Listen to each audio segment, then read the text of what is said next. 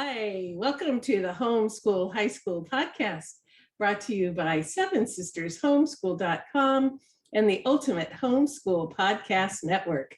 I'm Vicki, and I am so excited to talk about one of my favorite topics, although I have a lot of favorite topics, and that's writing and getting teens interested in writing.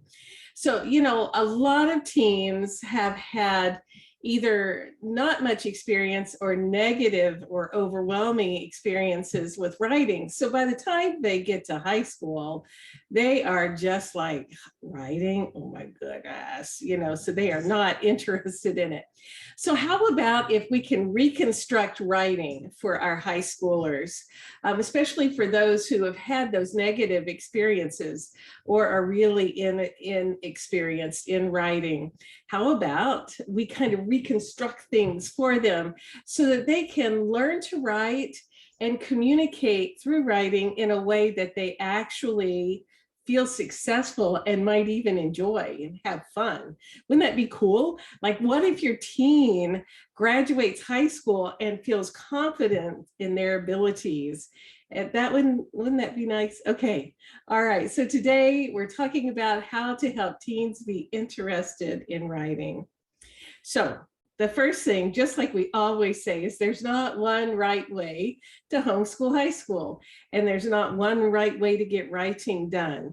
But if we want to reconstruct writing and get teens interested, here's some ideas that could help. So, all right, number one.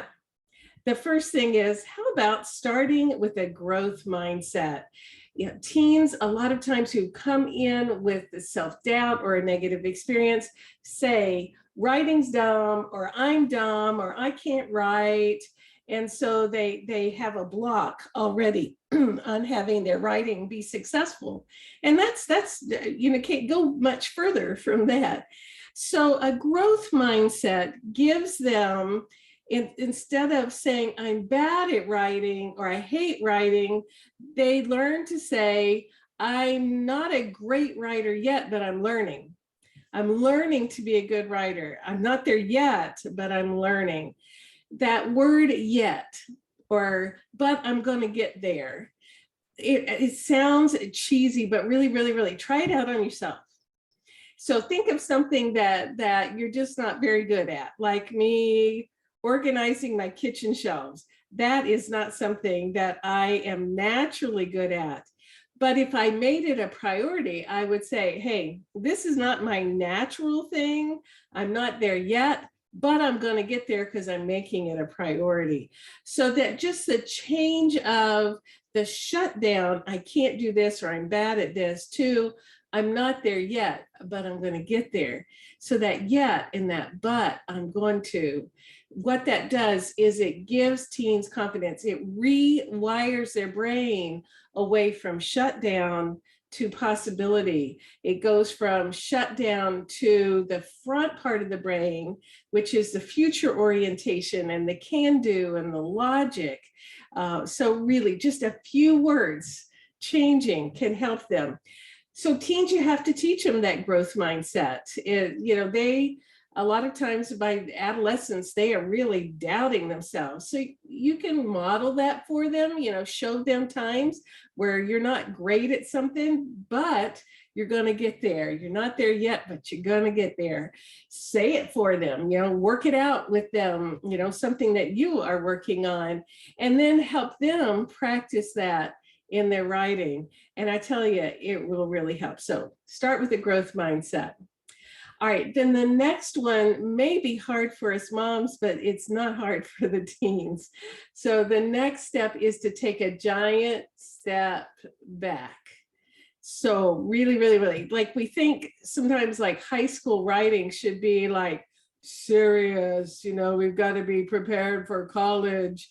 And you know what? If they hate writing all through high school, they're going to struggle in college, or maybe they're not even going to go to college. Like if we go back and reconstruct writing for them right now, then they can grow through the rest of high school. And if they need high-powered writing, they can work on that in their last parts of high school. But to take a little while where they are right now and reconstruct, by stepping back. And what I mean by that is making assignments short. So rather than give them, like an inexperienced writer, a 10-page research paper and say, all right, kid, go for it. And let's follow APA style, down to the letter, that kid's going to be overwhelmed. All right. So we want to pull things back, and we want to make assignments short, and we want to make them simple. So give them materials to work with that go little itsy bitsy bites, so that they're doing, like in psychology, we call it successive approximation. You take baby steps, one step, and then the next step, and then the next step, and then the next step, and one step builds on another. And before you know it, they're capable of doing so much more and believe that they are. So you make assignments short, and you make them simple. And as often as possible, you make them interesting or even fun, if you can do that. So really, really, really, really, it may sound counterproductive if you want a high-powered writer, but if you pull it back and let them reconstruct how they interact with writing and how they believe writing is, then they can build on that, and they will go so much more quickly and successfully into the more detailed stuff. So let me give you an example. So a lot of times, teens need to write poetry in high school. It's part of the high school experience, in our opinion. And so teens think about poetry and they go like, poetry's weird. How do you do that? That's hard. Why, it's no fun. And so in order to get teens buy-in, what we did in the Seven Sisters Homeschool poetry curriculum, our very, very first curriculum, for the introductory level, the 9th graders or the 8th graders, if they want to do that, is we start them out with a couplet, a 2-line poem, not kidding. And we do that in little tiny chunks, so they can work for 5 to 15 minutes a day for the first week or so. And you know what, by the end of that process, just that couplet experience, what teens find out is this is not hard. They can do it, and it's kind of silly and fun, because anything that's got a little bit of silly angle generally gets teens giggling or finding the humor in things, and then their brains are open to doing more. And then we start building on that couplet until they're doing nice high-powered poetry by the time they graduate. So one of my favorite stories is when I was teaching group classes for our homeschool community some years back. And I had a young man in the class who had never done really any writing. So he was 9th or 10th grade. And his goal was to be a firefighter, and he was going to be a great firefighter. He was already volunteering at the local firefighter community and had already done training. I mean, he was ready to do that, but he still had to graduate high school and do all the things in that area. So when we got to the writing part of the literature and writing class, we started out with poetry, and he says, oh, I can't do that. And so we started with our couplet assignment. By the end of that unit, that young man believed he could write poetry, and that then generalized to he believed that he could write his research paper, and he could write essays, and he could even write short stories. So his ability to then go on into the next part of his life and write essays where he has to write essays. There are times where he has to express himself. He's got the skills and the confidence to do it. So it was so fun to see the light come on in this young man's eyes and know that he could do that. Some teens, though, as we're pulling things back, that first step is pulling it back. Some teens with special needs or really tough blockages, like they just have such doubt in themselves.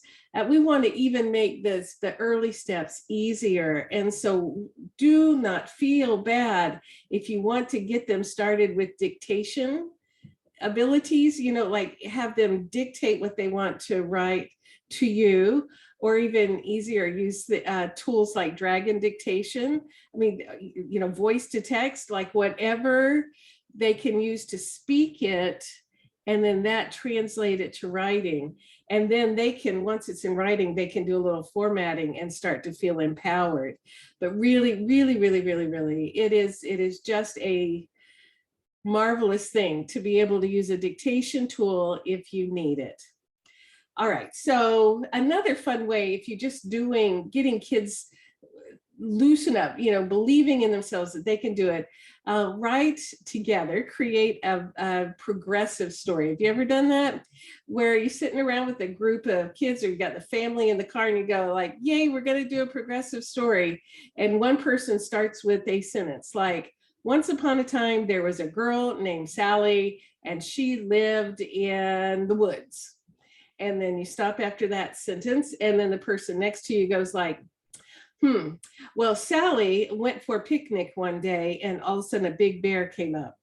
And then the next person adds to it, and the bear wanted her picnic, and Sally was terrified. And then the last sentence, last person in the car goes, and so Sally tickled the bear, and he laughed and ran away. And that was the end of that story. Like, progressive stories are silly and nonsense, but what it gets teens doing is to thinking in their creative part of their brain.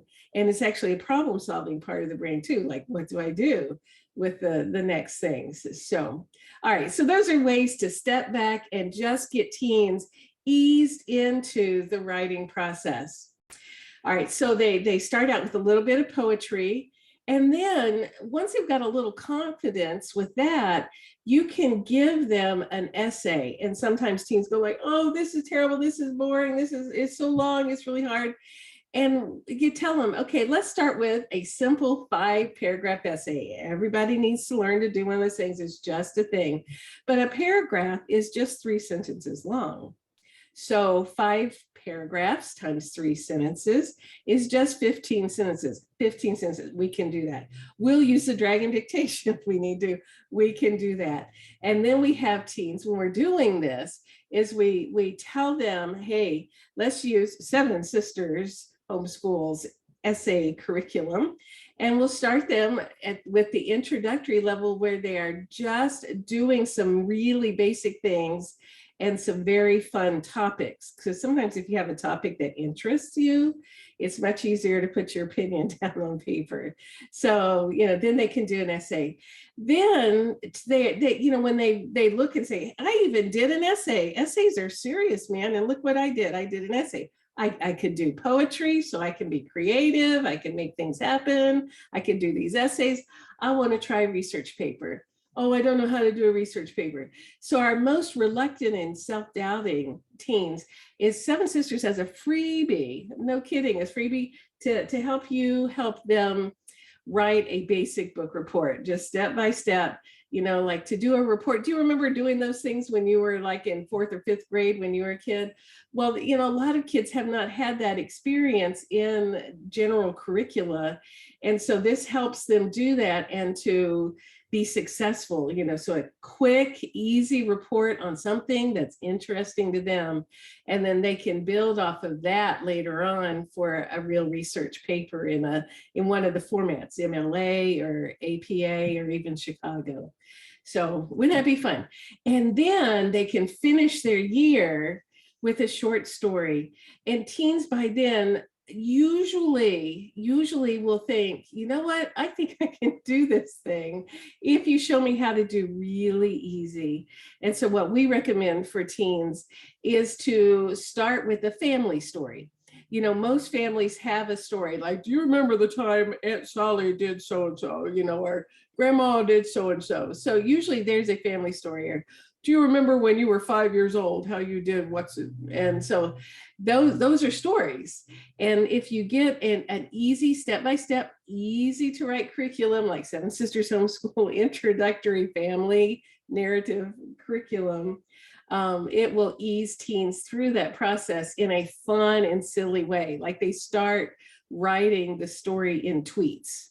And so that, teens usually find that so silly and so fun, then they can easily turn that into a story. And so if you give them an easy curriculum that's in little bites, they can get through then stories. So if they take a step back, do things simple and easy, and keep working on that growth mindset, by the end of a school year, they will have produced things that they can put in their portfolio, but not only that, will have reconstructed their confidence and given them tools for what they need for going on and doing the more serious stuff.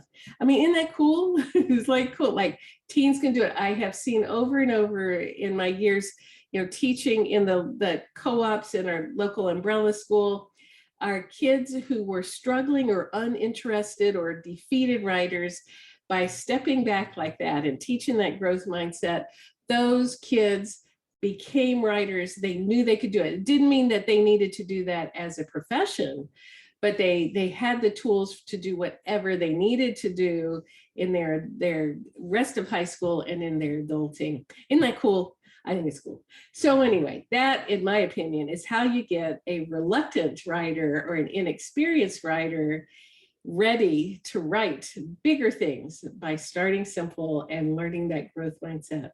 Okay.